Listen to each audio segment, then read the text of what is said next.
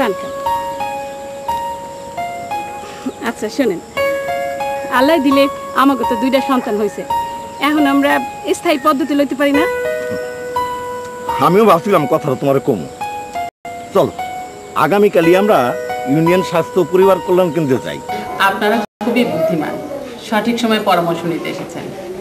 আপনাদেরকে আমি দীর্ঘমেয়াদী আর স্থায়ী জন্ম নিয়ন্ত্রণ পদ্ধতি সম্পর্কে বলছি। দীর্ঘমেয়াদী পদ্ধতির মধ্যে রয়েছে ইনজেকশন, নরপ্ল্যান্ট, আইইউডি, আর স্থায়ী জন্ম নিয়ন্ত্রণ পদ্ধতির মধ্যে রয়েছে টিউবেক্টমি এবং ভ্যাসেক্টমি।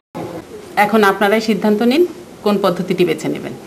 স্থায়ী ব্যবস্থা টিউবেক্টমি নিতে চাই। খুবই ভালো একটি সিদ্ধান্ত। টিউবেক্টমি মহিলাদের জন্য একটি স্থায়ী সহজ জন্ম নিয়ন্ত্রণ পদ্ধতি। এটি নিরাপদ এবং খুব সাধারণ একটি অপারেশন, যা করতে সময় লাগে মাত্র 15 থেকে 20 মিনিট। যাদের 2টি জীবিত সন্তান রয়েছে আর ছোট সন্তানের বয়স 2 বছরের বেশি এবং যারা সন্তান নিতে চান না, তাদের জন্য এই পদ্ধতি। আমি টিউবেক্টমি করাইছি, আমি সংসারে সব কাজ করতেছি, আমার কোনো অসুবিধা নাই। আমরা এখন নিশ্চিন্ত, আমরা সুখী আছি।